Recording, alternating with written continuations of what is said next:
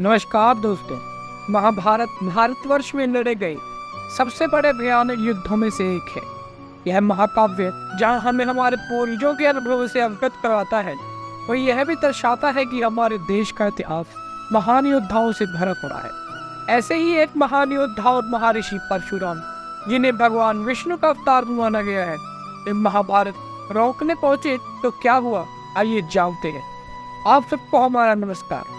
अगर आपने अभी तक हमारे इस चैनल को सब्सक्राइब नहीं किया है तो जल्दी से कर लें और बेल आइकन दबा दें, ताकि हमारे हर वीडियो की जानकारी आपको सबसे पहले मिले। जानदग्नि नंदन परशुराम कौरव सभा में पहुंचे और बोले, हे राजन, तुम निशंक होकर मेरी यह उदाहरण युक्त बात सुनकर यदि इसे कल्याणकारी और उत्तम समझो तो स्वीकार करो।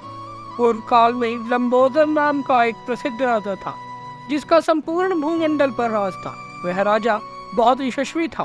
अभी तो हर रोज सुबह उठने पर वे ब्राह्मणों और क्षत्रियों से पूछा करता था कि क्या इस जगत में कोई ऐसा भी शस्त्रधारी, शूद्र, वैश्य, क्षत्रिय अथवा ब्राह्मण है जो युद्ध में उससे बढ़कर अथवा समान भी हो सके।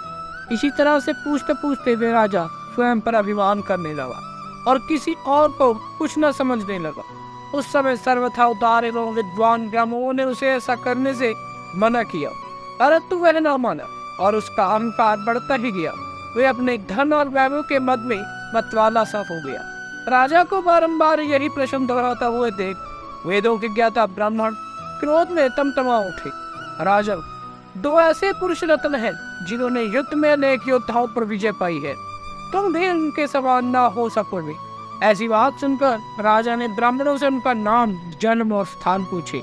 इस पर ब्राह्मण कहने लगे, हे राजन, हमने सुना है नर नारायण नाम वाले तपस्वी हैं और इस समय मनुष्य लोक में आए हुए हैं।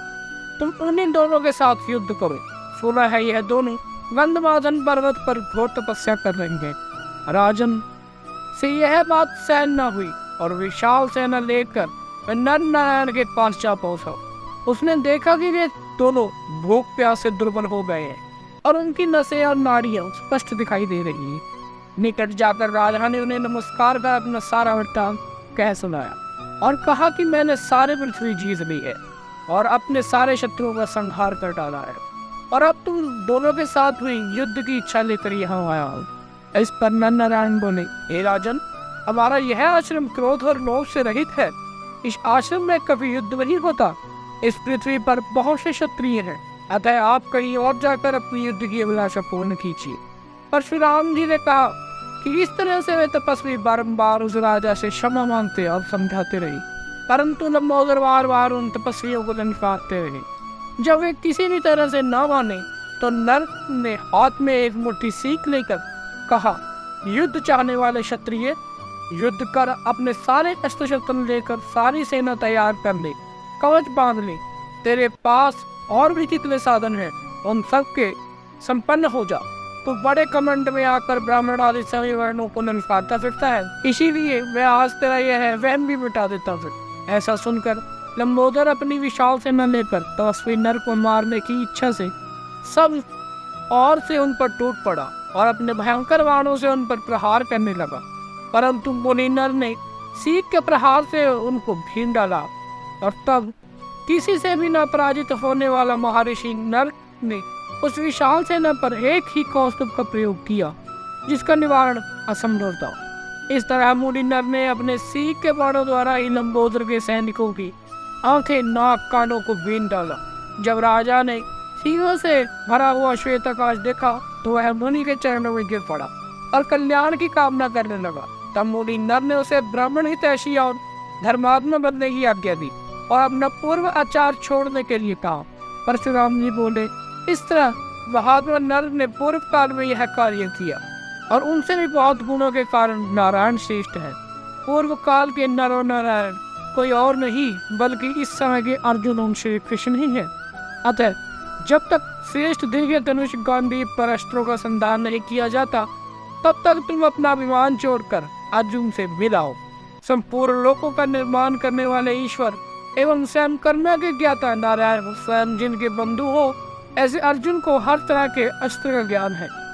युद्ध भूमि में जिसकी समानता कोई नहीं कर सकता, उन विजयशील वीर कपि ध्वज अर्जुन को जीतने का साहस तीनों लोकों में कौन कर सकता है?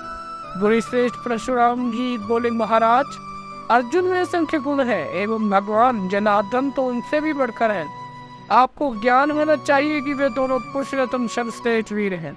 राजन, अगर तुम भली भांति इस बात को जानते तो मुझे तुम पर तनिक भी संदेह नहीं है कि मेरे कहने पर आप श्रेष्ठ मूर्ति का आश्रय लेकर पांडवों से संधि कर लोगे और युद्ध में मन न लगाओगे।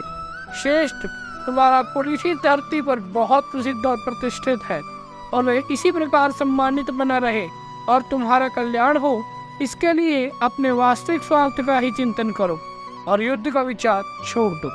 और इस तरह से जामदग्नि नंदन परशुराम जी ने एक शुभ चिंतन की तरफ कौरवों को समझाने का बहुत प्रयास किया, परंतु हम सब जानते हैं कि इस प्रयास का फल उन्हें नहीं मिला। हमारी आपसे प्रार्थना है कि समय मिलने पर इसका ध्यान आप भी जरूर कीजिएगा।